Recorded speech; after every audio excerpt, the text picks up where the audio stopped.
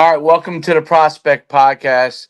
I'm Coach Schumann. As always, we have Coach D here. He's to the left today in our musical chairs of where we're going to end up in this StreamYard system here. Different days, we end up at different spots. But we have a fantastic guest today, Saj Thakkur, who's the head coach at Davidson College. It's one of the great universities in the United States. It's FCS program, and he's the head coach there. He's had an incredible rise very quickly. If I'm not mistaken, Coach, just 35 years old, right? That's right. So yeah. When I saw, I think I looked. When Derek sent it over to me, I looked it up and it said 91, and I was like, 91. I was born in the 70s. I said, God bless him. God bless him. That's awesome. So I still, I still think of myself as a young guy. I don't know how that happened, but anyway, it's great to have you on today. Coach played at Western New England and Fitchburg State. He was a quarterback and wide receiver. He got his master's degree and his MBA at Fitchburg State. He really moved up from there very, very quickly. So this is one of these. We've had a lot of young guys that were actually starting out. We've had everybody on different situations in their career, but it's one of these things where it's a guy who's risen up very, very quickly and had a tremendous amount of success early on. He was a running back and special teams coach at Fitchburg State, where he played at. Then he went to SUNY Maritime, was doing special teams, then became the offensive coordinator.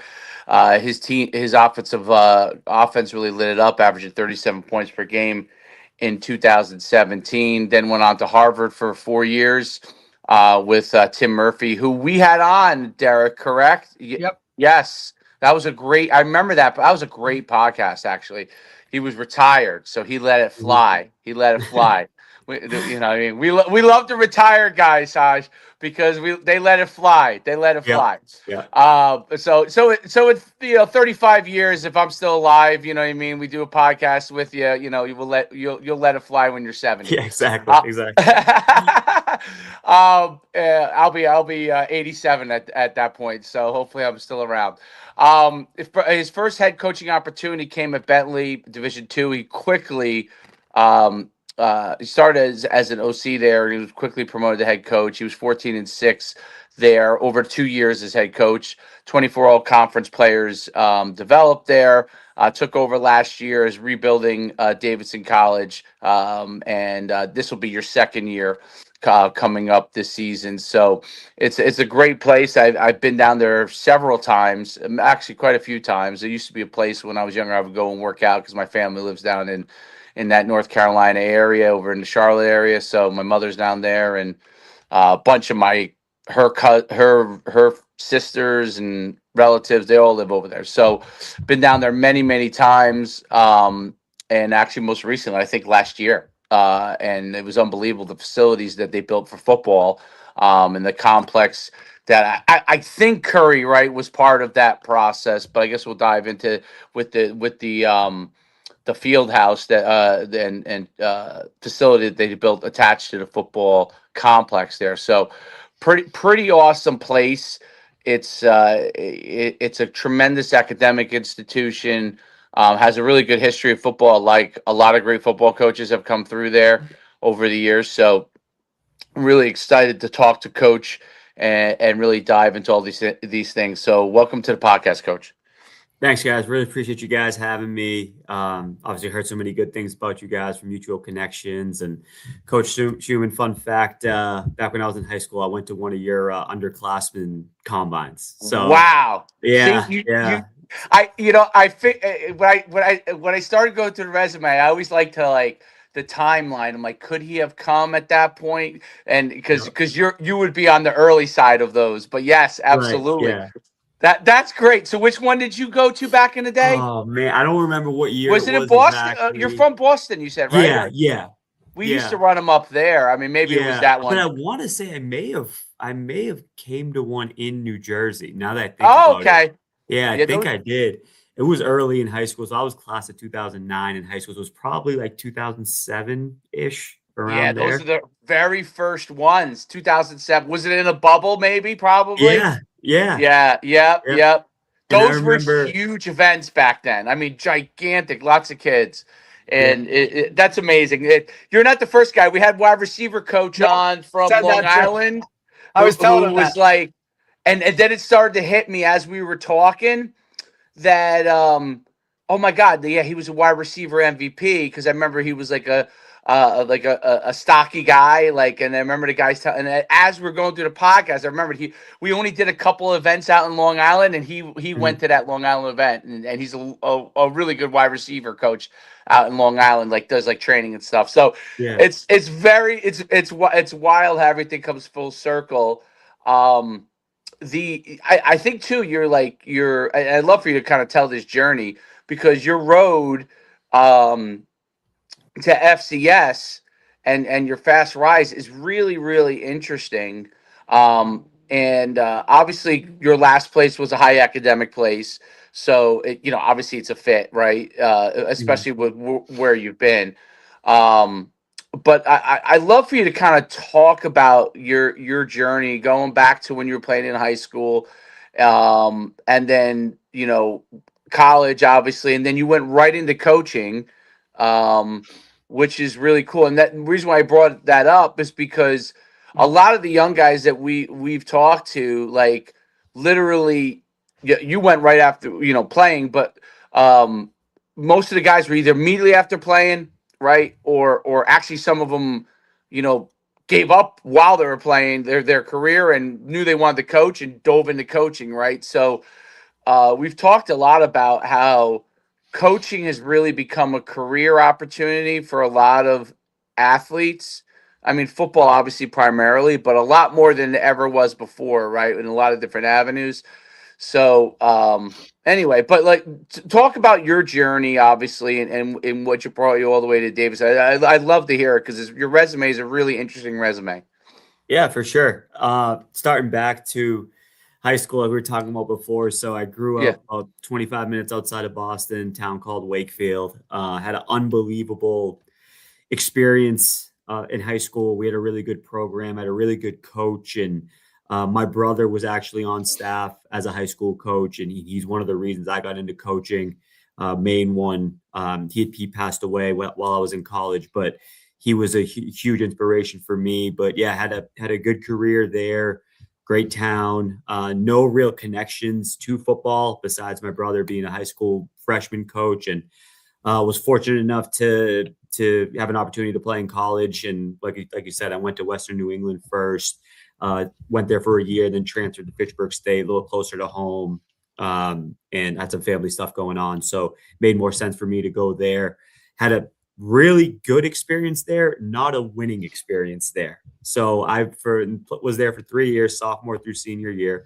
The first head coach I played for was Paul McGonigal, who's now doing an amazing job at Endicott, one of the best offensive minds I've ever been around. He's a really good football coach, really good guy. And then I played for Pat Haverty, who Pat was at Fitchburg twice and really is the only coach to ever win there. So getting the opportunity to play for him during the rebuild my junior, senior year, we won, I think, my junior and senior year 2 games each year. He knew I wanted to coach. He knew that I was passionate about it, and I always kind of carried myself in that way. My senior year spring, after I got done playing, spring ball was about to start, the running backs coach left, and he knew I was still a student there. Obviously, we were still talking. He knew I was trying to get into coach, and he said, "Hey, why don't you come out and coach the running backs for spring ball?" And I guess I did a good job because he asked me to stay. And then so that role sort of flipped into like a GA role. And I know you guys have had some guests on the podcast from all different levels. But when you're a GA Division III, like you're not a GA, you're a coach, right? So I'm coaching the running back. No, which is so different than what the GA is. D3, you're actually doing it. You got a room, you're on it. Right. So I got paid, $3,000 or $4,000 for the year. And got my master's degree paid for, which was awesome, and got to coach the running backs and do operations. And our staff setup was so unique. It's like not even the head coach, Coach Haverty, wasn't even full-time. He was a firefighter in the town. So the only people in the office the full time were the three of us GAs. It was me, our DBs coach, and our O-line coach. So the three of us were in the office full time, and we were all just getting, started out. And our head coach would tell us to do things, and we'd have to figure it out and, find a way to get it done. But, we were able to make mistakes and learn from those mistakes. And I remember one of my first mistakes after our first game of the season, and we had, meetings the next day. We had our guys in on Sunday, and, I didn't get the film done. I was like, oh, I got time to do it in the morning. Well, then the morning rolled around. There was an issue with the tech, and it was like, I'm scrambling. Now the cut-ups aren't done for the meeting. And that was you're not always able to kind of make those mistakes and learn from them. But fortunately, I was at a place to do that. And I learned quickly that, get your work done before you go home after the game, so you don't got to worry about it in the morning, So that helped me later on in my career. But yeah, so my first year coaching there was sort of the first year we got it turned around, and we were 6-4. And then after that year, I was able to get bumped to special teams coordinator, my first time coordinating, my second year coaching. And one of the unique things about coordinating special teams, you get to coach the whole team. Like, you're coaching D linemen, you're coaching receivers, you're coaching linebackers, and at all different points of the, in the scheme and in practice. So you get to really be around the whole team, and kind of gives you a big picture overview. And I was fortunate, I was a quarterback. I never was really a full-time starter. Like, I played some receiver, I played some quarterback, but I was always on special teams. And really just the learning of that phase of the game. Just, you learn the fundamentals, you learn how to play in space, you learn how to take on blocks and block and close distance and come to balance. So it really was a awesome learning experience for me, getting to coordinate so early, and the organization it takes, right? Like, you need to go in and perform, and you may have 15 minutes in a week to get the job done. So you got to be organized, you got to be clean with your installs and your coaching points. And so that was a great experience. On the back, so at the end of my second year there, I was finishing up my master's, and really it was a 2-year gig, right? Like, we really didn't have any full-time positions, nothing that I could really get promoted to or anything like that. So it was time to find another job. And really the best thing that happened during that time after that season was my now wife and I started dating. And in February after that year, I was fortunate. I met Clayton Kendrick Holmes at the AFCA convention. He had a job open that was like it was like a restricted earnings running back job. Clayton was the head coach at SUNY Maritime at that time. Right. He's now the chief of staff in DFO at West Point. So he kind of went into the ops route, off the field route after the fact. But we interviewed, and he was like, this isn't like the job, like, for you. Like, you need a full-time job. Like, and if I have something open up, I'll call you, but I don't have anything right now. So I go home from the convention, and like 2 weeks later, he calls me, and it's like, hey, my full-time job just opened up. You want to come interview? So he interviewed me, went out, and got the job. He was like, I don't really know where I'm going to put you at positionally. It's probably going to be on offense. Clayton was coaching the offense at the time. He's a triple option guy. He played at Navy. He's like, it'll be receivers or slot backs or something, but you'll be full-time in the office. You'll be a huge part in recruiting. And I'm like, full-time job, full benefits. Like, I'm in. Right. Like, you had me at hello, so I'm going. And my wife, who at the time we'd only been dating a short amount of time, kind of took the leap of faith, and we moved to New York together, and we moved to the Bronx, and had 3 awesome years at SUNY. And the first year there, we had a defensive coordinator change really late. It was like after spring practice, and our DC, who was our linebackers coach, got promoted to DC, and he was a full-time on campus, but had another role. He was the second in command of the Commandant of Cadets at the time. And he was like, I'll take over as DC, but like, I need that full-time role. I need Saj on defense. So I never coached defense before, and all of a sudden I'm coaching the DBs and the special teams coordinator and handling a lot of the recruiting and operations. So again, just you don't know what you don't know until you have to go do it, right? And just a deep dive in defensive back play. And I had about 3 or 4 weeks to prepare to coach defensive backs, and our guys were getting ready for camp. And that, when I tell you I learned more in that time than the rest of my career. Like I had never really, I mean, I played defense in high school, like just I went out there and ran around, tackled and made plays, like, but never really learned how to play the position or what goes into it, and never had really any experience with DBs. So just having to learn that, and what a tremendous experience. And I was joking about this. One of our other coaches on staff, our new defensive coordinator I just brought in, who we competed against each other in the NE10, but like, it's like the lower level you go, you see a lot more with like creativity, and because coaches. Oh, no doubt. And we were defending triple option one week. We're defending air raid one week. We're defending pro style one week. So just learning all of that. So what I can say that's like really been most beneficial in my career was having played for 3 different coaches and 3 different systems, and having coached multiple positions, all 3 phases of the game, like really has gotten me ready to be a head coach, from just understanding what it takes from a preparation standpoint and a schematic standpoint. And I pride myself in offensive football and coaching quarterbacks and calling plays and being an offensive coordinator before I was, got to this point. But just having that experience was so awesome. But kind of going back after that first year, and I give Clayton so much credit for this. He was like, I'm more of a defensive guy. I don't want to coach offense. He just kind of gave me the keys and said, hey, I want you to be the offensive coordinator. Like, it's your show. Take it.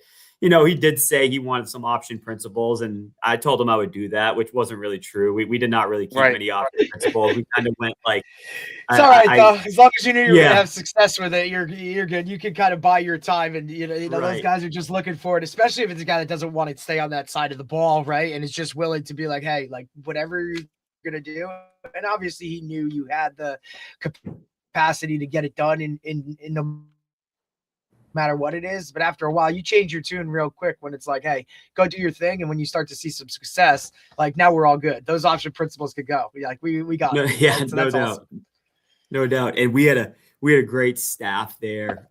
So Tony Pedrati, who was our O-line coach, he's now one of the strength coaches at Syracuse. He's working with their men's lacrosse team, who is like one of the top 5 teams in the country, and a couple other really good coaches I worked with there. But we were really able to build it. Like, it was a clean slate. And that first spring was a transition from triple option to what we were doing. And the Gus Malzahn system at that time was so influential to me in learning offensive football. I mean, I remember getting the 2 seasons prior, the DVDs of those, from a friend in coaching, who I have no idea how he got them, but like I bought them off the Shiloh Christian videos. He was already, so one was Tulsa, one was Auburn. So he was already in the college game at that time. Yeah. So got those from a friend and uploaded them in the huddle, and did a deep dive, and we kind of built the thing. And the first year we had some success, and we were top 3 or 4 offense in the conference, and our quarterback was really talented. And I laugh because he's now my receivers coach here at Davidson. Awesome. And then his next year, which was my second year there, is when it all kind of clicked. Like, second year in the offense, we had some really good playmakers that could, now had experience, and we were able to hit on some recruits because we had some excitement around the program. We were doing things the right way, and we're at a really good place. In that second year, we went 9-1. We had 30, I think it was 37 points a game. It's funny. One of our coaches there texted me a few weeks ago. He said, "Can you believe in 2017 here at Maritime, we were close to 40 points a game?" But yeah, we had a lot of fun, and it just having the freedom. And that wasn't an easy place. That wasn't an easy place to get players. It wasn't. It's more than half, about 80%. Are in the regiment, and their life is geared towards working, either, joining the Coast Guard, the Marines, something like that, but mostly like working at sea and those type of jobs, working on ships. And funny story there, like most of your team goes on a ship for 8 weeks in the summer, and they come back and you start camp. So when you talk about like really having to be creative and how you coach and how you prepare guys to get ready they just spent 2 months on a ship and now they got to go play a football game in 3 weeks, right? Like there's a lot at play there. And the coaches I work with there and Clayton and like, just so thankful that we had those opportunities to have the freedom to kind of do what we needed to do and be creative and get the most out of our players. So, but just a great experience. And, after that second year there, it was like, for me professionally, it was like, two things. It probably isn't going to get better here. Like, I don't know if we can have much more success than we had here. I think we kind of reached our ceiling. Yeah. And two, just the challenge. Like I always, I had been a Division III guy, I played Division III, coached Division III, and just wanting more experience. And, so I kind of got my name out there, my resume. I was fortunate to be nominated and selected for the AFCA 30 under 30 at that time in the NCAA NFL Coaches Academy. So just being able to expand my network. And at the end of that year, started getting my name out there. And I had 2 FCS interviews sort of lined up. And my wife was pregnant at the time with our firstborn, Caden, and VMI called. And Scott Walkenheim was the coach of VMI at the time, who did a tremendous job there and got that program turned around. Really good football coach. He had me down to interview. At the time, my wife was pregnant. We drove down to Lexington, Virginia, and did the interview. And it was great. And it went really well. And, he said, take some time to think about it. Obviously, we had a lot going on family-wise. We were on the drive back, I remember, and got a call from Harvard about the running backs coach. And it just shows so much this profession goes such a long way. A coach that had coached me for 1 year at Western New England, who kept track and sort of stayed in touch with me, knew someone at Harvard and their running backs job was open, and he recommended me. Like, he didn't need to do that. I'm so thankful. That's incredible. Yeah. So he did that. He was connected to their DFO, and they got my resume in front of Coach Murphy. And you guys got to see how Coach Murphy operates, but he called me that day and was like, we want you to here tomorrow to interview. And they got me a flight from New York to Boston. And I went and interviewed for the running backs job at Harvard. And awesome experience, just kind of in the room with the whole staff. My first time in a room with the Division I staff. And he just put me on the board and said, hey, you're an offensive coordinator. Like, just what's your offense? Let's talk about it. And I was just on the board for most of the interview and got to be around the staff. And, he said he was going to be in touch, after. And our couple weeks, or not even a couple weeks later, about a week later, our son was born. And on the day our son was born, he called and offered me the job. So that was great. We moved, 2 weeks after. So we had a newborn, and we're moving from, at the time we were living in Connecticut. Now I was commuting down in New York, and we moved from Connecticut back to Massachusetts. And thank goodness for my wife. She is incredible, because moving with a newborn, and I was, getting the house settled, and, obviously would never be able to be where I'm at now without her support. But it was move and it was going. We had spring ball about, 2 weeks afterwards, and it was kind of hit the ground running. So had 4 seasons, 5 total, because COVID, we didn't play, but 4 seasons with 5 years at Harvard as the running backs coach. And man, really, really good coaches, really good competition in the Ivy League. You get tested every single week. And at the time, we didn't have like a support staff. They do a much better job now, but we had like 1 or 2 QCs. So I was kind of low man on the totem pole. So I was going from sort of, running the show as the offensive coordinator and kind of being second in command at SUNY behind Clayton, to kind of starting over again as the running backs coach, youngest guy on staff, and, a lot of QC type work, but also have to coach the running backs, and just earning more and more responsibility there, getting more involved in the game plan as the years went on. And we had running back wise, in the 5 years I had there, had 4 guys go on to play after college, either in the NFL or the UFL.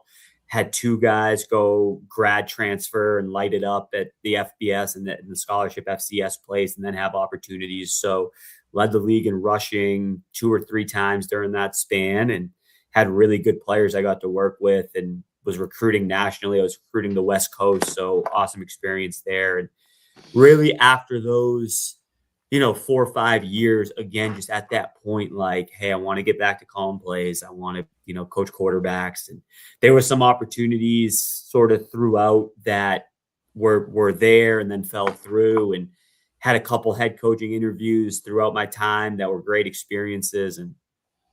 But the offensive coordinator job opened up at Bentley, which was, 15, 20 minutes away from Harvard. We wouldn't have to move. And it was a chance, even though it was a step down in division, it was a chance for me to sort of, take a leap of faith and us to sort of take a chance on ourselves. And I did it and took it.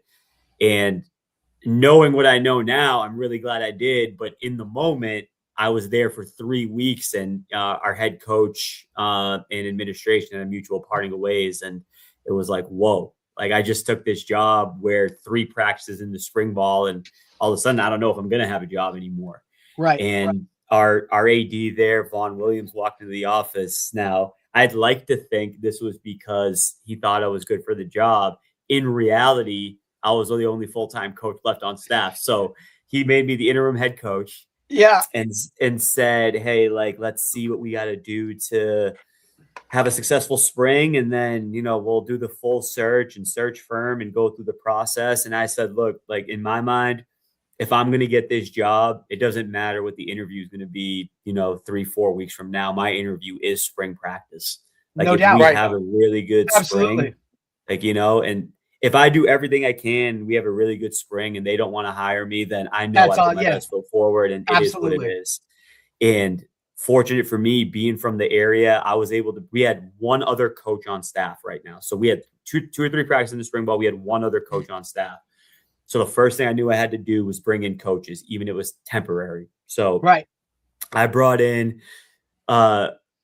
really 5 coaches, 3 of which who I had experience with in the past, who, because I'm from the area, knew super important past relationships. They weren't coaching at the time. They were like, yeah, no doubt, we'd love to help you. They came. Lucked out on that part. Yeah, we lucked out. So we had about 6-ish coaches, and 7, including myself, for that spring. And when I tell you our number one priority that spring, it's kind of going. So my kids are in youth sports now. My son's 8, my daughter's 5, and only thing you think about in youth sports is you want your kids to get developed. You want them to have an awesome experience. You want them to get better and get developed. And seeing that as a dad, like, there's too many coaches at young ages that value winning too much. It's just like, brutal. You want your kids to get developed, have a great experience, to get better. And that's kind of how we took that spring. It was like, we're going to really we don't know schematically where we're going. Obviously, you need to install, right? You need to have an offense, defense, special teams to operate. But our focus that spring was to provide an awesome experience for our players. They're now going to be on their 3rd head coach in 3 years. So provide an awesome experience, positive, competitive, all things I really believe in. Positive, competitive, developing on and off the field, great energy at practice. So that was number 1. Number 2 was getting them better at football, skills that are really going to translate no matter what they're doing in the fall. As you guys know what it is, right? Football comes down to running, blocking, and tackling. If you can do those 3 things well, you give yourselves a shot in any system, right? So we focused on those things. And then we made it super competitive. We had a spring game and like a showcase type format that we brought the refs out there and did some 1-on-1s and some 7-on-7 and some teams, different situations, and really just gave them an awesome spring. And I knew that if they afterwards were going to our administration being like, hey, Coach Thakkur needs he's got to be the guy that was going to go. Right. They were the voice. Right. So we did it. We had a great spring, and they came to, spoke on my behalf, and then went through the search firm process afterwards. So that was a unique experience. Sort of, I did the search firm interviews from the head coach's desk in the office. So it's surely awkward. It was different. And, it was like, it's my program. So I'm the head coach until they tell me otherwise. So we had a plan to get on the road recruiting and what camps we were hitting. We were having junior days and on campus visits. So, really what happened was that we went through the search firm process and I was on the road recruiting. I want to say I was at the Bone camp in Springfield when they was on the way there or something. And which, by the way, and not to cut you off, but that's an extremely difficult thing to do. The recruiting specific when you're that quote interim guy, because every question with a recruit is, well, coach, are you even going to be here? You know what I'm saying? Like, you know what I mean? Like, so you're already basically walking into some of those conversations, like behind the eight ball, and whether it's good, bad, or whatever, the approach by other schools, they're going to use that against you.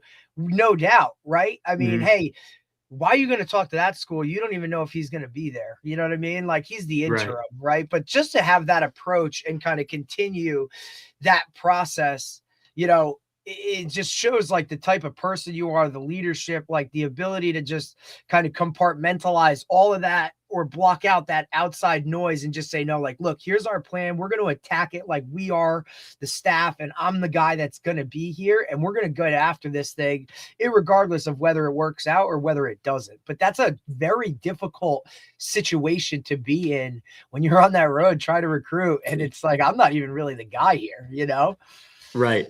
And I think Coach Schumann brought this up earlier. I'm really fortunate, Davidson included, Bentley, Harvard, and even back to SUNY Maritime. Like, SUNY is like a different type of place, but we have so much more to sell than just football. 100%. Really, really good institution. So in that situation, I was fortunate to be at a place like at Bentley where like you were selling one of the world's best business educations, one of the highest academic schools in all of Division II, 100% job placement for our grad, right? So there's a lot that you were able to sell there without having to sell myself in the program, right? Like, it was about the school and the experience and being around good people and the culture on campus and everything. So yeah, I was fortunate in that sense. But yeah, so I got that job officially that summer and put together because the one thing I couldn't do was put together a full-time staff, right? Because I didn't know I was going to have the job or not. So getting that job in like late May, early June, and then pretty much had a month and a half to put together a staff and get it rolling for spring practice. And, two guys I was able to bring in right off the bat is Pat McGowan, who now is here with me as the special teams coordinator, tight ends coach at Davidson, and then CJ Scarpa, who's now the head coach at Bentley, who's one of my best friends. He was one of our QCs at Harvard when I was there and a close friend of mine. And he's a Bentley alum, so it worked out that I was able to get him there as well. And again, able to put together an awesome staff who, and my standpoint on the staff always is like awesome people who are great coaches, not great coaches who are okay people. So you got to be a great person first and someone that I want our players around. And quite frankly, that I want my family and kids around. Like, my kids are at practice all the time and they're around the facility, and I want to bring in really good people first. So was able to do that at Bentley and had 2 good years there. Unfortunately, and I joke with CJ about this, but we came in second 2 years in a row because we couldn't get past New Haven. Well, I get the job at Davidson. We'll talk about that in a second. And New Haven leaves the conference, and CJ's conference champion over at Bentley. I'm like, come on, man. Like, they leave, and now you're that's great. So, timing. It seems like that follows you, Coach. Your timing is always absolutely impeccable with wherever you're at. It's kind of one of those things that follows you around no matter where it goes. Right. Like, I like to think selfishly because I left the place in a good spot, So well, that's really the truth of it too, is you always want to leave a place wherever you were way better, you know what I mean? At least in your eyes, than you left it. And sometimes that's not always the case, right? Because sometimes you're not allowed to leave on your own accord, or it is a difficult kind of separation in that when you're going from job to job or whatever. Look, I've experienced it as an assistant, right? Like, you think you're on the right track and hey, I'm going to be here for a long time. And then all of a sudden it's like, hey, they don't feel the same way they did, or there's an administration change or something. And then you got to kind of pivot. And for me, it was always as long as I know that those guys know I gave everything I had and I invested in them as people more so than players, I always felt better leaving a spot, right? Or to see those guys, once you left somewhere, by the time they finish their career, like they're going on and doing the things, you know, that you kind of had put that framework in place for them, and they kind of just took it and ran with them, knowing that you still had an impact, even though you weren't in the building or boots on the ground, right? When you leave and go to somewhere else, like you making that move, right? And from place to place, that was always the best kind of feedback I got, you know, in terms of me personally, when I was leaving a spot going somewhere else. For sure. No, absolutely. And I, you know, what I think was really cool too is like, and getting this job at Davidson was, you know, tremendous. I'm so happy I'm here. It's a great place, but leaving those players was hard. And the fact that like I CJ got that job and was able to keep that continuity with the players and do such a great job. Like those kids, they had no reason to trust me at Bentley. Like I was a new guy coming in, and they gave me like everything they had, and they did such a good job with their effort and their intensity. And we were so close 2 years in a row, like legitimately one game away 2 years in a row from going to the playoffs. And just for those guys that were seniors that year, last year, for them to win a championship there, I think was awesome to see from the outside. And I get so thankful for my experience there. But yeah, so after that second year at Bentley, it just sort of, you know, I wasn't like actively looking for my next opportunity there. Like we had two good years. We were going to be really good again, had a really good staff, was having a good experience, and had some search firms calling and agents reaching out about some different jobs. I said, thank you, but no thanks to. And then the Davidson job opened up, and I didn't really know anyone here. There wasn't a search firm involved. The job was posted, and I was like, man, that's a really interesting fit, because I've done the high academic experience now for multiple places. When I was at Harvard, we were competing against Davidson, or not, you know, we were recruiting some similar players. Like academically, it was very, very similar sort of academic background you needed to recruit. So I was kind of used to the national high academic recruiting landscape. Obviously, awesome location. They've coming off some successful years. So it was like, you know, trying to get into the mix. And it sounds like you might not believe when I say this, and people have asked kind of how I got this job, and I sent in a resume. And that's amazing. Time in my Coach, career. that's amazing. And it's crazy to hear that too, because Coach Schumann's been in that world of, you know, he was an NFL agent, right? So like that whole almost business side of that world, that look, I don't think many people have any clue or inkling into it, especially like what goes on at those lower levels when it comes to just changing jobs or making that whatever. You know, this isn't like, you know, hey buddy, here's my resume, take it and kind of go. But that's kind of how it was structured for you, right? You were probably almost taken aback, right? By wait, there's no search firm. There's no like, you know, I don't know anybody, because we all know this business is a lot of networking and who you know, at least to kind of get your foot in it, right? Like, hey, put this resume a little higher on this pile, especially at the college level, right? Because I think that's amazing. By the way, it's a tribute to you. By the way, like I've had it happen to me a couple times in high school where I didn't know the guy, but people were able to easily research me pretty quickly, and when I got a job. But in college, I think it's really, I mean, I'm sure it happens. It may happen more to Division III level sometimes, but I think at the FCS level, that's really, really unusual, because most people have like a kind of a short list before they either let somebody go or a person leaves, and they kind of always have that. And so, I mean, it's a tribute to you, really. That's amazing. Because that is highly unusual, you know. So that's really cool. I'm sorry, continue. That's really really interesting. Yeah, it's different. So, but yeah, and then so I give Chris Clooney, our AD here, a ton of credit. Rather, he casted a wide net, and he said there was a ton of interest in the job, and he was really looking for a specific fit. And you know, obviously, fortunate for me, I checked a lot of the boxes he was looking for. But Davidson's a unique place. Like, there's not many places, especially with our location, that, like, I mean, this is like a Northeast. It's like an Ivy. It's like a NESCAC type of school placed in North Carolina that plays Division I football, but non-scholarship. So it's like a really unique fit. And like our kids here are like, they get put, there's no shortcuts. Like their academic load is hardest I've ever seen. Like but the payoff on the other end is huge. Like access to our alumni network, the job placement, the jobs they get after graduation, the experiences they get to have while they're here. So again, credit to Chris for casting a wide net, and had a really a chaotic interview experience here. My flight coming out got canceled, and I had to pull an all-nighter and drove from Logan Airport in Boston to Manchester Airport to get on a flight at 6 a.m. to interview that same day. Like awesome. It was this whole experience. And but yeah, from the second I got here, I knew for me, like it was going to be a great fit. I was hoping that they felt the same way, and interviewed, and Chris called a couple of days later and offered me the job, and it was go time. So yeah, it takes us to where we are now, going into year 2, and obviously not the year we wanted. Year 1, we can get more into detail on that if you guys want, but really excited about how spring's going and where the team's at right now and the direction we're heading. No doubt. You know what I really wanted to kind of dive into first is really having been to places, you played in experiences where there wasn't always a lot of winning, but coming from Bentley, where you guys had a lot of success, and then now you have to turn around a team.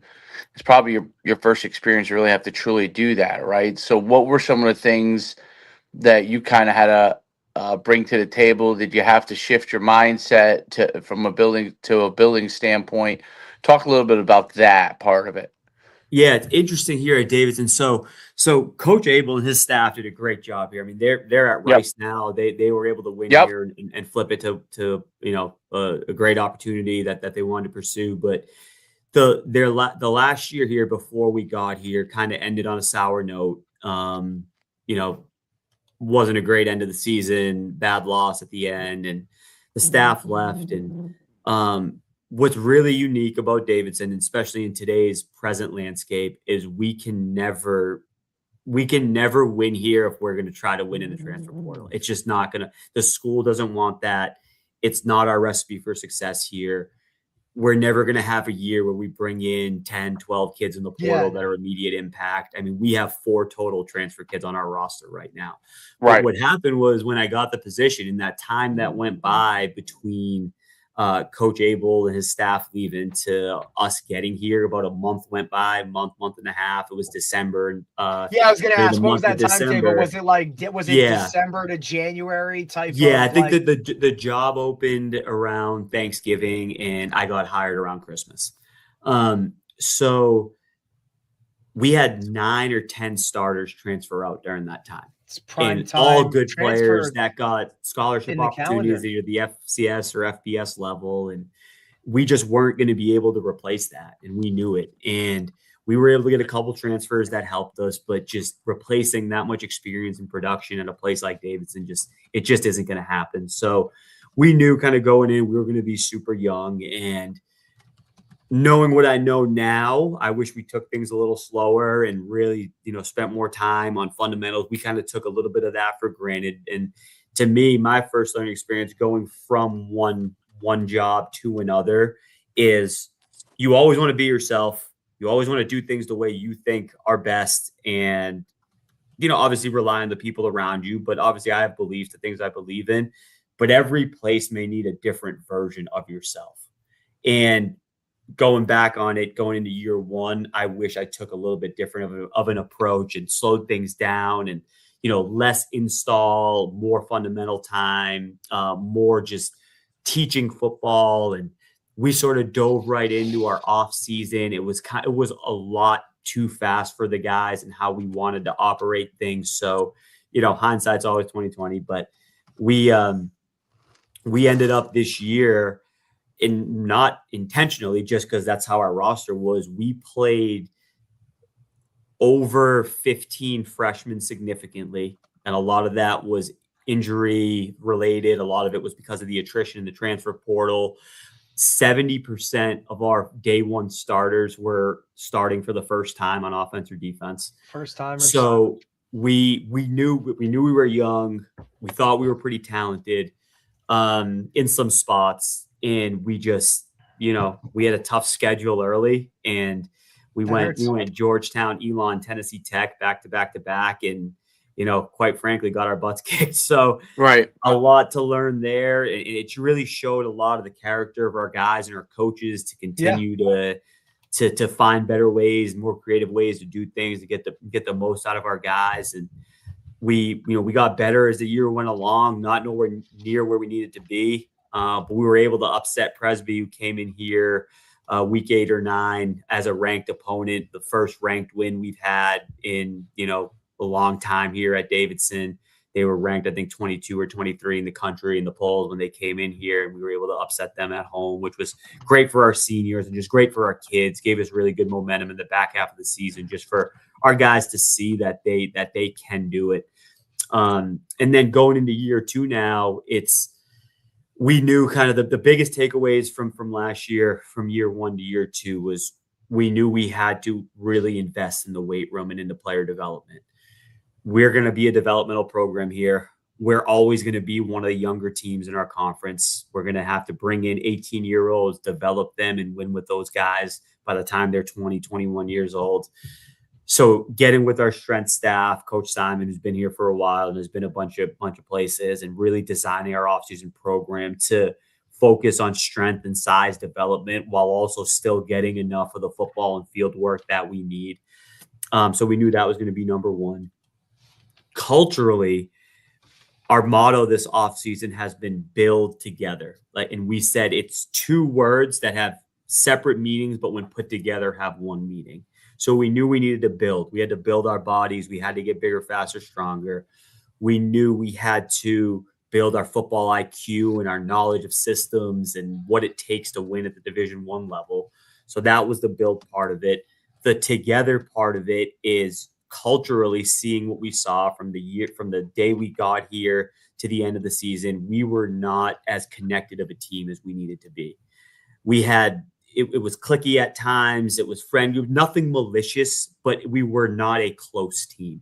Right. And like practices, we were, competing again. It was too much like offense and defense were separate. Right. So that was the together part. That's tough when you have that, because sometimes that stuff just happens, and you can't really put your finger onto as like why it's happening. You know what I mean? Like especially coming in, and if you don't, if you have either a group that was like, that way it might have been masked by some of those guys that had left now, right? And now you're trying to find out the new part of that aspect, you know what I mean, of the team, as to who's going to kind of lead and who's going to bring everybody together. And, it's very difficult to gauge that, especially. And I think a lot of our high school guys might not deal with that as much in college, because, high school guys kind of go on both sides of the ball, or they play, they're just, they've been around guys. But it's college, man. Like I try to explain to them, like offense and defense are very separate at times, and you're literally competing against each other as if you were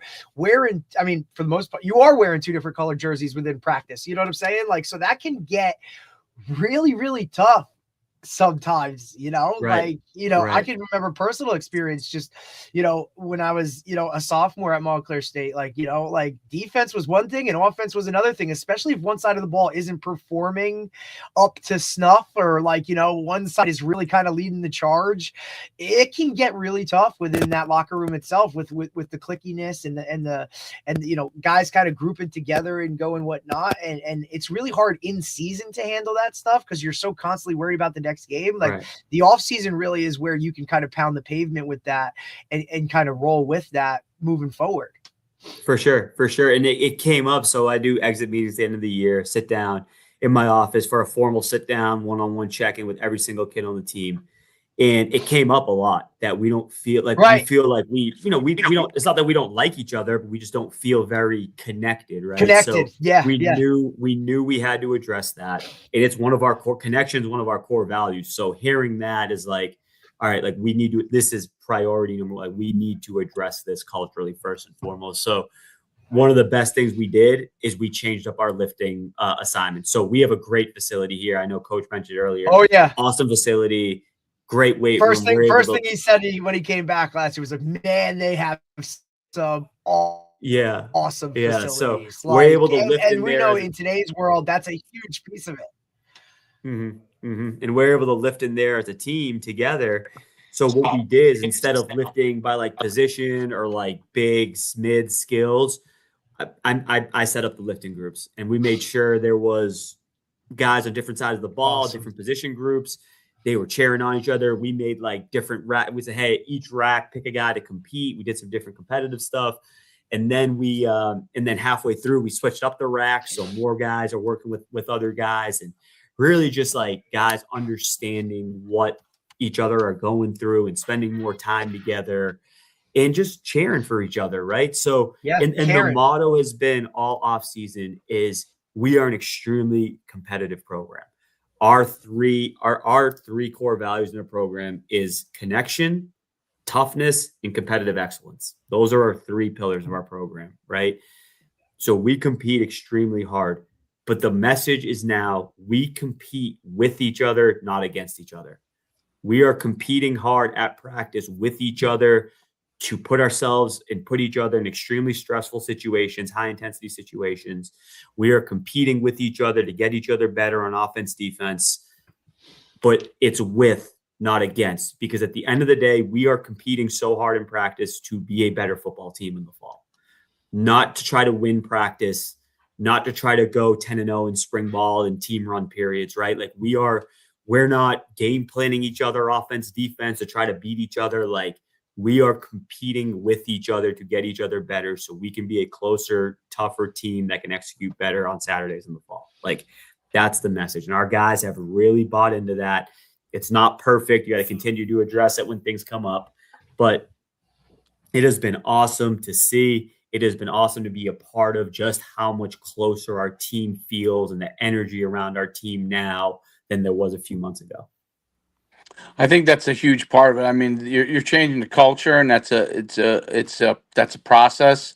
The good thing is that because you guys don't focus on transfers, you can have a much better chance of changing that culture, right? In the direction that you want it to. I love for you to talk about the non-scholarship thing, because it's difficult at FCS, obviously. Although the conference you're in is all non-scholarship, right? Correct. Okay, so within conference is not as big a deal, but maybe recruiting wise, when you're going levels now, obviously Davis is a fantastic school, so that's kind of like a little bit of a trade off. But like, talk about how you have to adjust your process from that standpoint. Like, what does it force you to target as far as athlete wise and student wise from that standpoint? For sure. Yeah. Kind of attack this in 2 ways. One, it's just sort of understanding what are your metrics that you need to hit in recruiting from an academic standpoint, right? Like we are by far the highest academic school in our conference. I don't know if this is published anywhere or anything, but from being at the FCS level now, 5 years as an assistant, 2 years as a head coach, besides there's no one like us besides the Ivy League and what we're looking for in a student and what the transcript has to look for at our level of football. So we need, we're looking for 3.5+ GPAs with 3 or more APs, no C's on the transcript, strong strength of schedule all the way through senior year. And on top of that, need to be able to be a good enough player to win football games for us win championships. Oh, and by the way, you have to be good at football too, right? Yeah. By the way, you also have to be talented. Exactly. And then you throw the non-scholarship piece on top of it. And different schools handle non-scholarship in different ways. Here at Davidson, we don't do academic money. There's no merit money here. We're 100% need-based. It is the same exact model that Harvard used when I was there that most of the Ivy League uses. It's need blind. So it's all based on your family situation. They don't take anything else into account besides what the tax returns say, what the CSS profile says. And then our financial aid office, they do a phenomenal job. And the goal of our financial aid office is to make it a realistic option for as many families as possible. And they do a good job with that. But, at the end of the day, if you're no need, your parents got to be willing to write a write a check that's $80,000-$90,000, so it's unique. And what it changes for us is we got to cast a really wide net. So we need to recruit nationally. We got to recruit the whole country, and understanding we don't have the budget of a Power 5 school. We can't be flying out to California 4 times a year. We can't be doing, but like with technology now, and Coach, you've been in recruiting a long time with the college. It's changed so much, right? With technology now, it's like you can recruit nationally at the, drop of a dime. Like you can see, you have, our database has 20,000 kids in 2020. Right. But like, so you got to recruit nationally. You got to cast a really wide net. However, you got to make sure that you're not just taking kids because they check the academic and athletic box. To be successful here at Davidson, it's got to be just like we're looking for the right fit. It has to be the right fit for the kid and the family. And they got to want a real high academic experience. A lot of people say high academic. Yeah. Right? They going to want a real high academic experience. Tremendous professors, challenging classwork, group work, projects, internships in the summers, job shadow opportunities, networking events. Like they got to want that experience. They also got to want a Division I level football experience. And that's been the biggest, I think, change for our guys, is understanding like we are not taking shortcuts on the field because your academic course load is high and you got all this stuff going on. Like the guys we recruit, we're very transparent with, and that they understand like it's going to be hard, but it's going to be awesome. And my goal as a head coach, that I always say to our guys, I want to provide the best possible student athlete experience in the country and compete for championships. That's it. That's what we're doing. As simple as that. So when we talk about student athlete experience, our guys can come off the practice field tomorrow morning. We got an early morning practice. They don't got school tomorrow because the Easter weekend and the holiday. They'll head home. They're going to have breakfast here at the facility for them waiting. They're going to have lunch after practice waiting for them as they get off the field, right? Doing things like that, making sure our fueling station has everything they need, that's coming out of the football budget, that they can grab protein shakes whenever they want, snacks whenever they want, making sure they get a ton of gear, making sure we travel the right way, and that we're chartering flights whenever we can, and that we're feeding them really well on the road. Like, to me, like the more we can do for our guys, like they are choosing to come here. Their parents are choosing to come here because we're offering this experience, but we're not paying them to come here. We're not providing them a free education. Now, some of them, because of financial aid and how that works, are going here for free. Right. But that's all based on that's all need-based. Yeah. That's right? Not like, just like, hey, you got a better GPA, or that's not, hey, like, here's your scholarship or any of that. You're kind of, you're painting a totally different picture for that student athlete, right? So that has to be above and beyond, like where you kind of can't give it that way. You have to give it back in some other way, shape, or form. And you're doing that through, taking care of them, whether it be, meals or flights, whatever you can take care of, to kind of bridge that gap. Right. So the more we can do for them, right, when we're pushing them on, week 3 of fall camp, the more they're going to be receptive, right? Because they know we care about them, and we're trying to provide what we can to make sure they have an awesome experience. But there's not going to be any shortcuts. And one of the things that stinks in the moment, but at the end of the day is better for us as a program, is we've probably had 20 guys walk away. One time we got here till now, and the message has been the same every time. Coach, we love you. We love the staff, man. We are learning so much more football, and we are getting developed more than we ever have. And we love it. We love it. We love it. But it's just not really what we signed up for. Like this level of commitment, and like, Coach, we love you. We'll do whatever we can for you. Some guys have stuck around and been student managers and that sort of stuff, and have done work study for us. But, it's like what I told our guys is like, guys, look around, right? A lot of guys that you came in here with aren't here right now. You guys are. You bring a great attitude every single day. You work your tails off. Like, I can look our team in the eye right now, and they can look at me, and we all know that the right guys are here. The right guys are left, and the guys that we're going to win with and build with are here right now. Well, that's a big part of it. I mean, I think that's the thing that's just attrition is always a part of what happens always. In a rebuild situation. And it's always a little bit painful, but it's one of those things where it's necessary. Addition by subtraction. Yeah, they have to buy in. Great kids. Like I'm telling you, like we have here at Davidson, like we have the best kids, like awesome kids. When you talk about like high achievers, like want to work hard, like have always been that kids. Right too. But like it's like it just wasn't for some of these guys, you know. Like it's not what they wanted. So, and that's always which is okay too. That's okay. Yeah, exactly. You know what I mean? That's totally okay. It has nothing to do. Look, buddy, I don't hold a grudge. It's nothing personal. You know what I mean? Like you're not letting me down personally. Like I want the best situation for you as well. And by handling it that way and not, you know, crushing a kid if they walk away or something of that nature, just by handling it in that positive way, I think it almost benefits you, because now that kid's going to walk away and say, you know what, like, you know, that guy really was somebody that was impactful. And look, word of mouth is one of the biggest, you know, best recruiters out there. You know what I'm saying? So you don't have somebody now taking to social media and like bashing the program for what it is, because, you know, with social media now, everybody has that platform where they can voice their opinion and you know, people listen, like for the most part, right? Like it doesn't, they don't go and vet where it's coming from. They just see it. And now all of a sudden it's like a real thing. But even that number itself, coach, like to see that only that many have walked away, right? Like that in itself is a positive thing.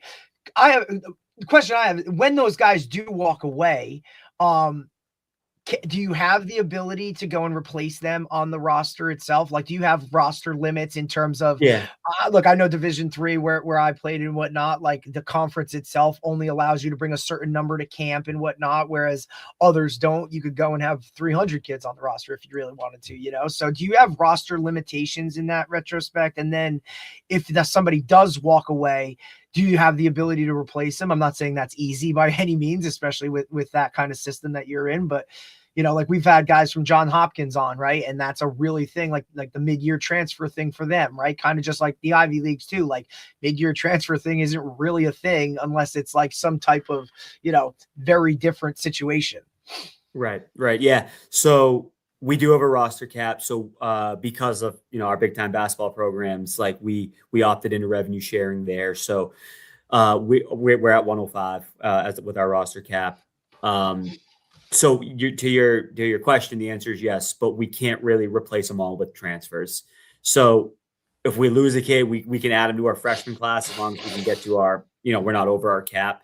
So last year when we came in, there was like 20 kids already signed. Like we go with like the Ivy League, like off early decision and all that. So we had like 20 kids, I believe, went early decision for us last year. And then with the guys that transferred out, we were able to add 10 or 11 more. So we ended up taking 31 guys in last year's class. This year's class, similar size, so we could get kind of back our roster numbers up. And now with where we're at now, assuming there's going to be a little bit of attrition, but there shouldn't be as much as there was, because now most of the guys here have been with us for a while, or we recruited and they kind of understand what we're doing.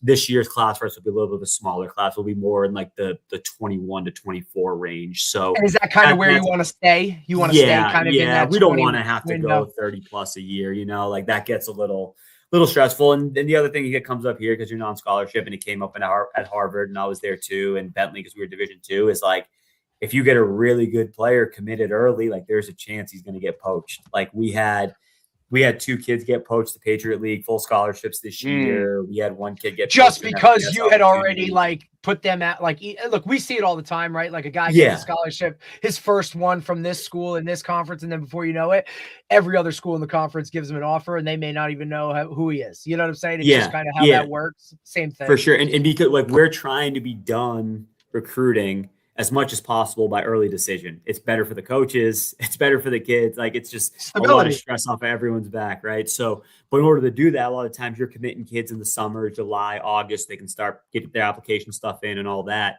They post the commitment, but it's not official until they actually sign. It's not like we have early signing, like we are signing admissions paperwork here to make it official, right? So it's like, until that point, like you don't know. And we had a few kids committed in the summer who we thought, you know, were slam dunks for us, who at the time, right, didn't have those other opportunities. Like we saw them at camp, like we evaluated them. We're like, man, this kid could be a really good player here.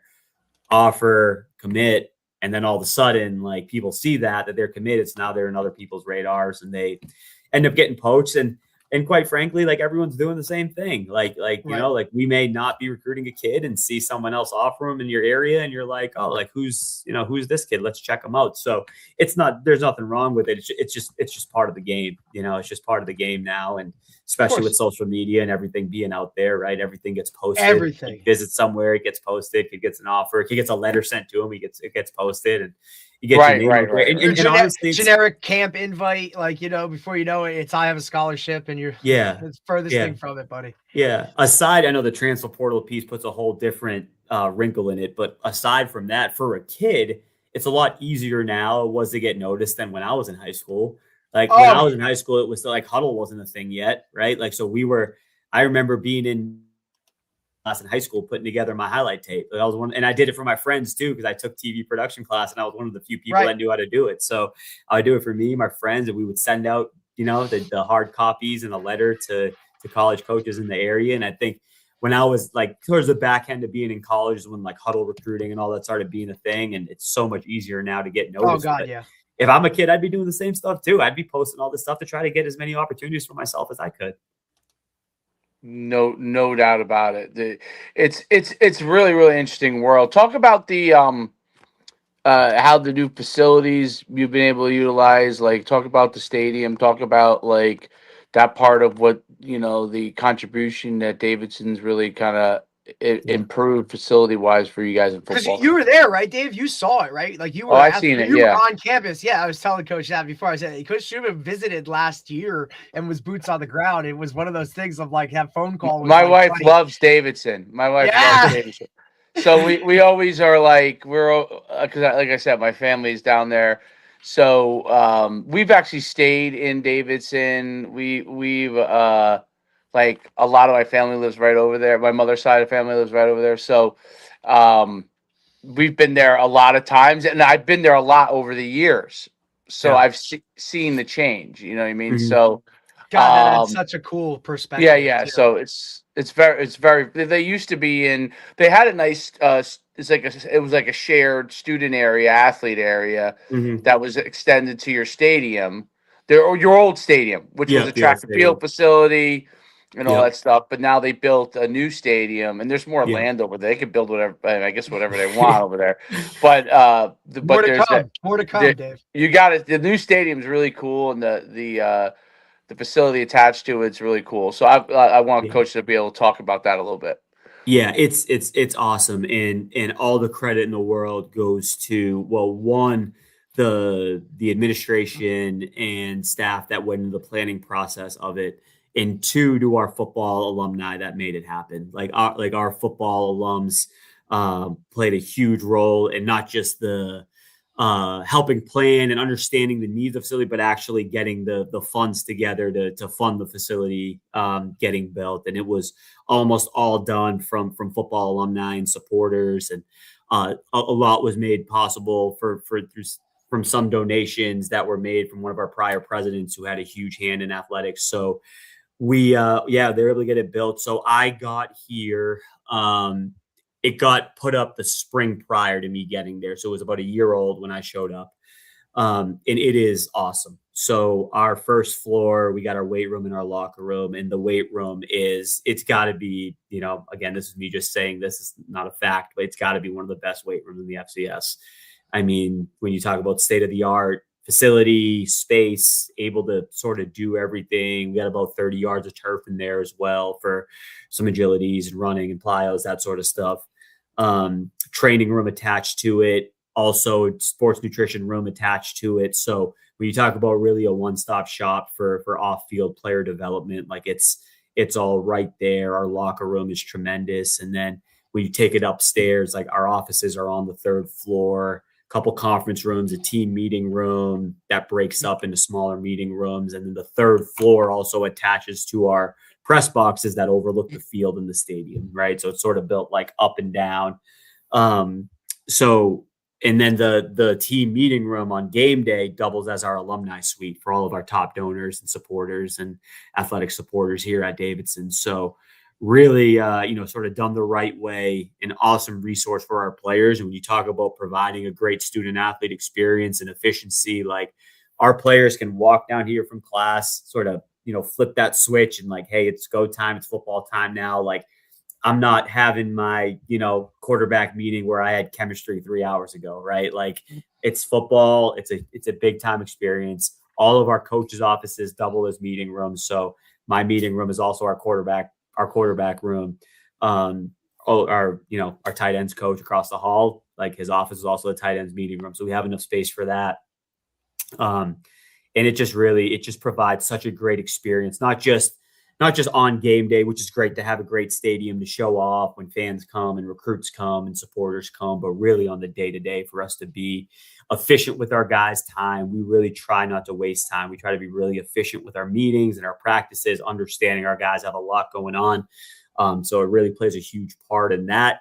And then just a great space for our guys to be. One of the common denominators of the places we've been, when we got to SUNY Maritime, the amount of kids just around all the time. When we got to Harvard, kids just around, like wanting to be around the coaches, around each other, whether they're doing football or just hanging out or doing schoolwork.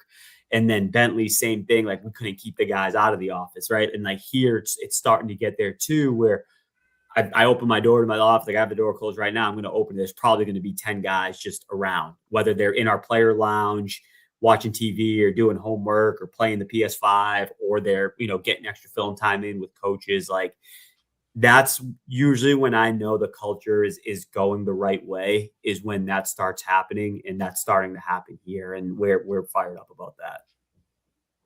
Yeah. Very cool. Talk about so your overall development on the strength and conditioning side and kind of your philosophies there. As far as from a development standpoint with the athletes, like there's a lot of, obviously there's a lot of developments and changes in how you develop athletes. So I'm curious your thoughts there. Yeah, no, great question. And kind of like what I said to you guys before, like, just like I said, like every job kind of requires a different version of you. I think you got to look at every team as being completely different.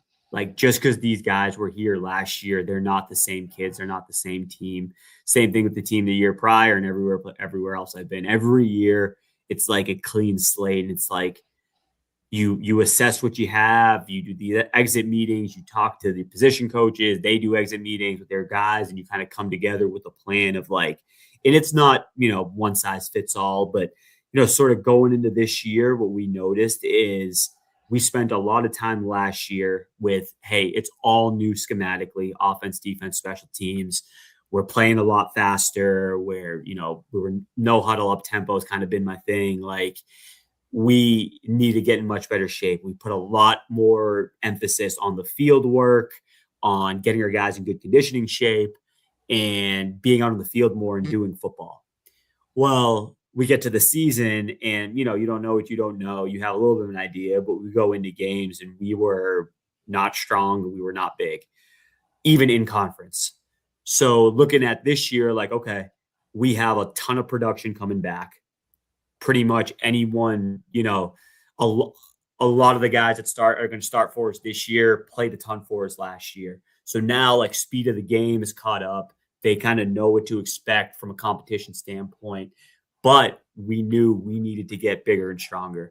So this year, the emphasis was putting on muscle, putting on size, and still, being able to get our field work in, but maybe not an even split. So early in the winter, we were only getting on the field, I'd say an hour to an hour and a half a week, spending the other 6.5, 7 hours in the weight room. And so that was number one. Number two is we had way too many injuries, way too many. And you talk about soft tissue, serious stuff, not serious stuff, just too many guys. And when you're a team that's really relying on your guys to build and to develop, and you can't rely on guys being out there on game day, something had to change. So sitting down with our strength staff and our sports med staff, and what can we do to prevent more injuries? So that was another emphasis of it. And then three was, sort of, we can't just say we're a competitive program and not compete, right? So bringing that competition into the weight room. So still having we still had a mat drill day where we were really competing and getting after guys and stuff was on the line.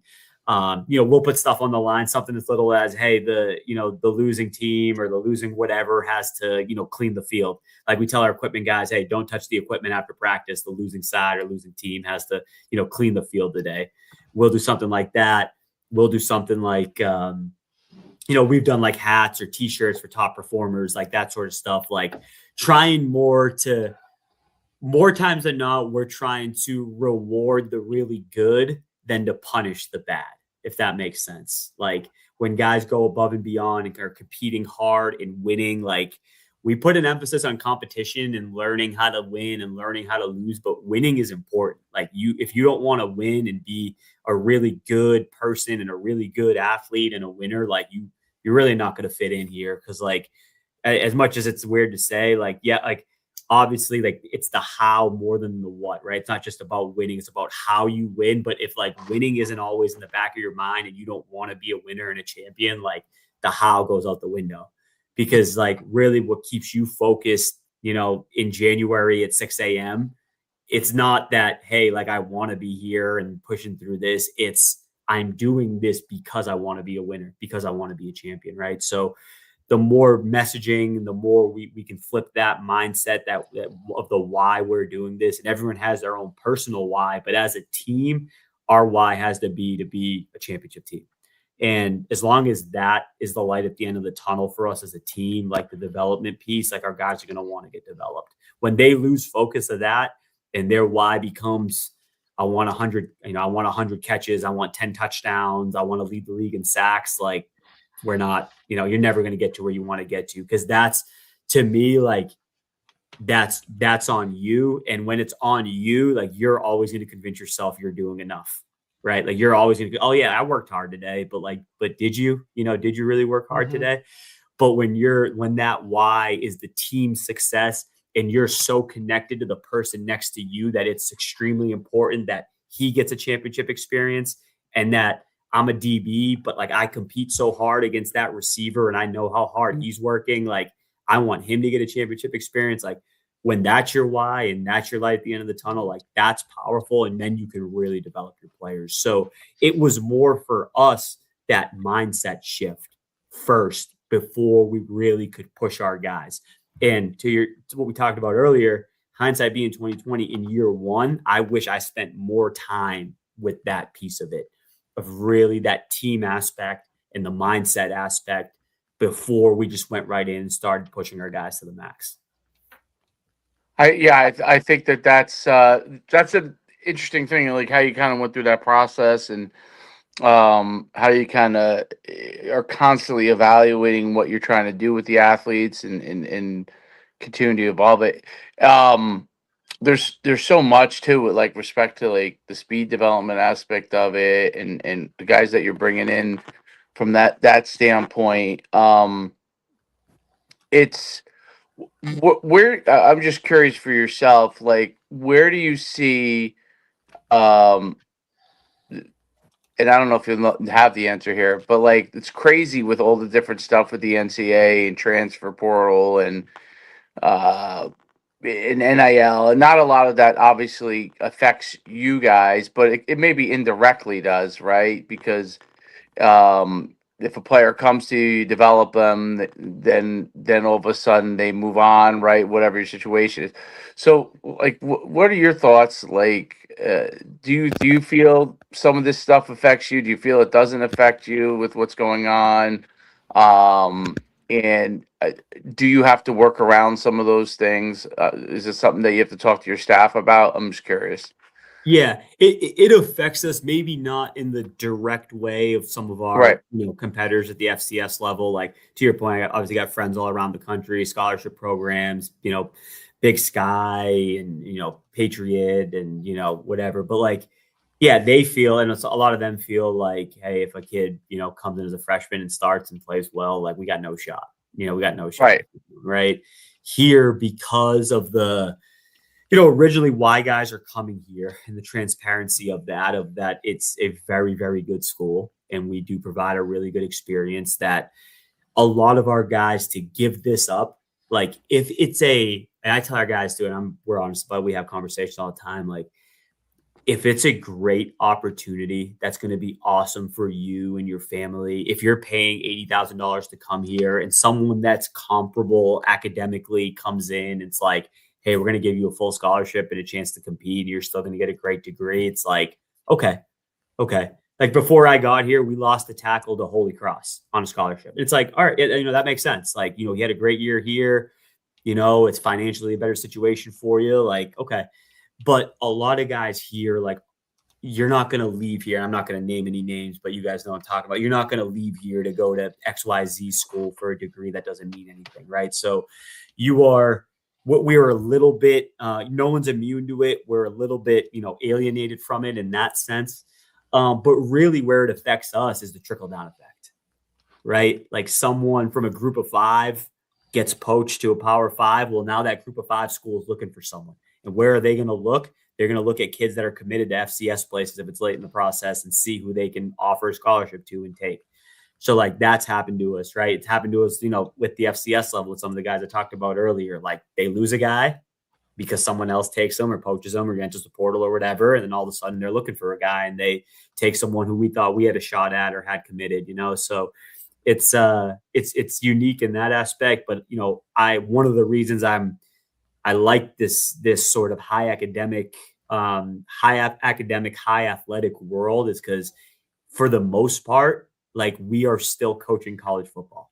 100%. And you guys know, being around it, what I mean by that. It's like, we are still recruiting guys, developing guys. The alumni pride is there because guys spend 4 years here and have a great experience and want to come back and help. And so much of that is getting lost throughout the country, where kids are going to 3 or 4 schools in 4 years and don't have a place to call home. Like, this is home for hundreds of people, and it's going to continue to be home for hundreds and thousands of more, because we're going to continue to hopefully, in this changing landscape, still be a place that's traditional college football. No doubt about it. I think that's the changing landscape of college football it's amazing how it just continues to evolve and go in different directions, and you just have to always adapt to it as a coach. Before we let you go, unless Derek has any other questions, the goal is to take where you're going to take Davidson for the future. What's your thought process there?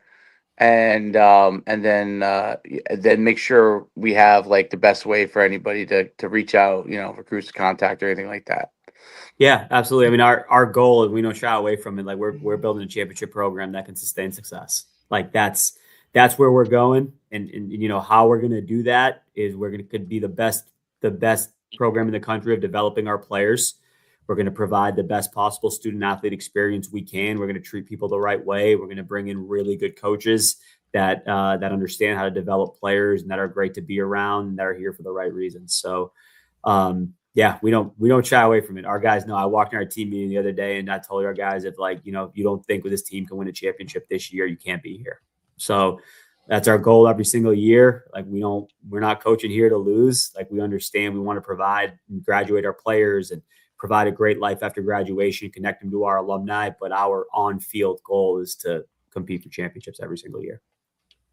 Absolutely. No doubt about it. No doubt. It's been great having you on, Coach. Really enjoyed it. Seeing you again after a very, very long time. You're an adult now. I've told Derek this before. It's very hard for me. Like, when you go from like a young teenager to their adult man, and you have kids almost my age too, kids age too. So that's pretty cool, man. It's pretty cool, and it's really great seeing all the success you've had, and we'll continue to have. And you're one of the fast rising coaches in our industry, and it's really great what you're doing. And you're at a great place. So much continued success to you, Coach. Thanks, Coach. I appreciate it.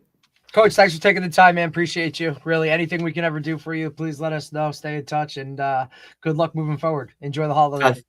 Awesome. Thanks, guys. Appreciate you guys for having me. You guys are crushing it, doing a great job with the podcast. Keep it rolling, all right? Thanks so much, Coach. Cool. Be awesome. well. Thanks, guys. See ya. All right. Bye. That was really that was a good job, Derek. That was a great treat.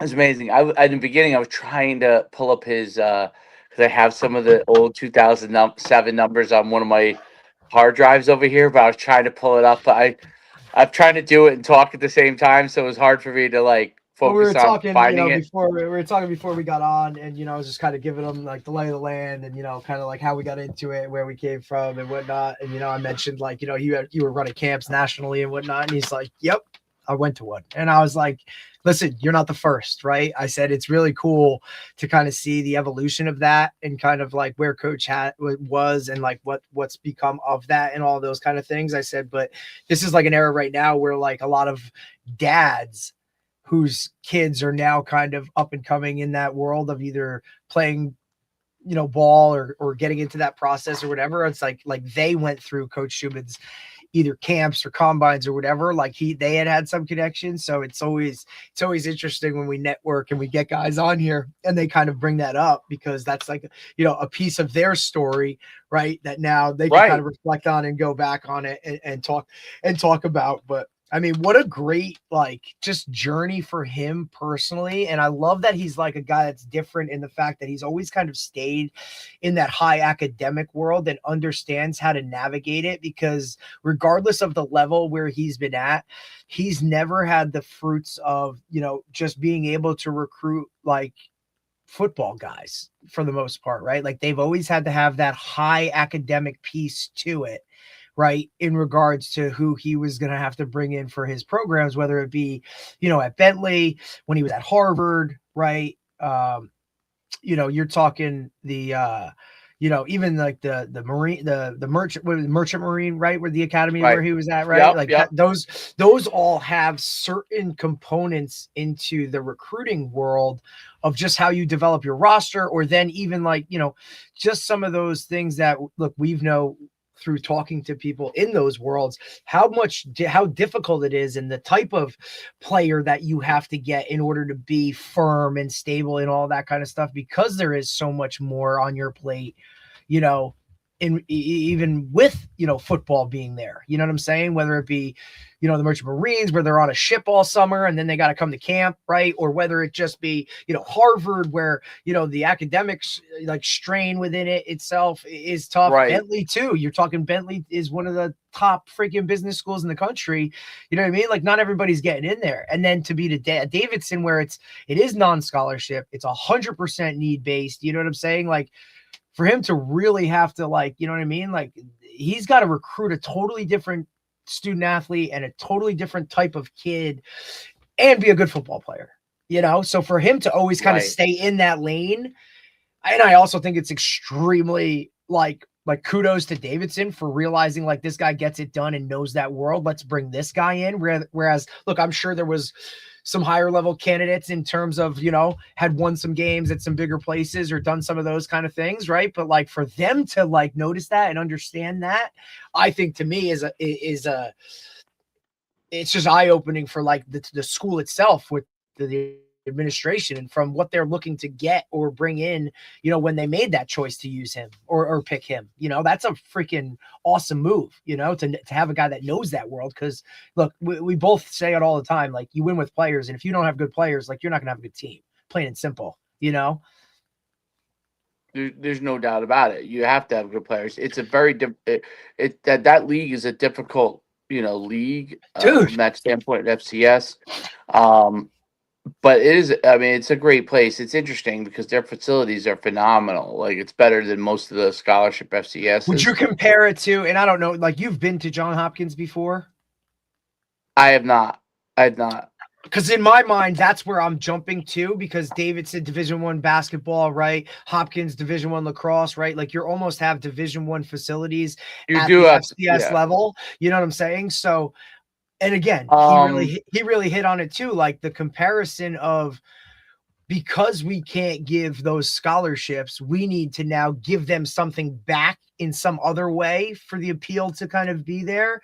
And obviously the facilities are one, right? And then the meals, and look, we know what it's like meals are so important. Like just our experiences alone with you have gone to UConn and then me at an FCS, Sacred Heart, and then Montclair State, like just the meal plans themselves, like two totally different worlds of how you eat or how you even get fed, So some of that stuff I think is awesome when we can talk to those guys and like let our viewers kind of get the insider look at some of those places where they really have no clue. You know what I'm saying?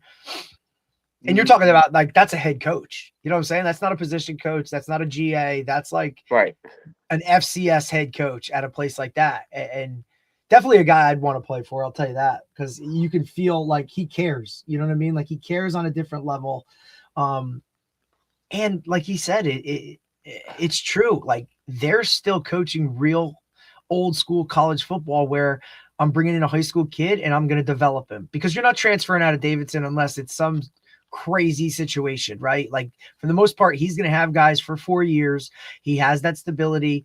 He may bring in a transfer here or there, but for the most part, because of the academic strain and strength and like how they do it, right? Like he's not going to have 10 or 12 transfers every year to just kind of, make that work. So he's going to develop, right? Like they're kind of shielded from this world of college football that we're seeing now, which is really cool to see that they can kind of do it that way. And they're still looking for high school guys to come in and grow and build. And by the way, you're getting a hell of a degree when you leave that place. Oh, you get a phenomenal degree when you leave that place. There's no doubt about it. So really cool stuff, dude. I will,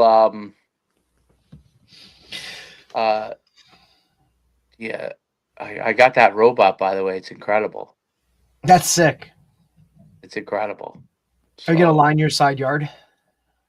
Well, I was having to do some things before. I was going to say, did you test? Are you testing? I haven't put any paint down, but I'm just doing having it.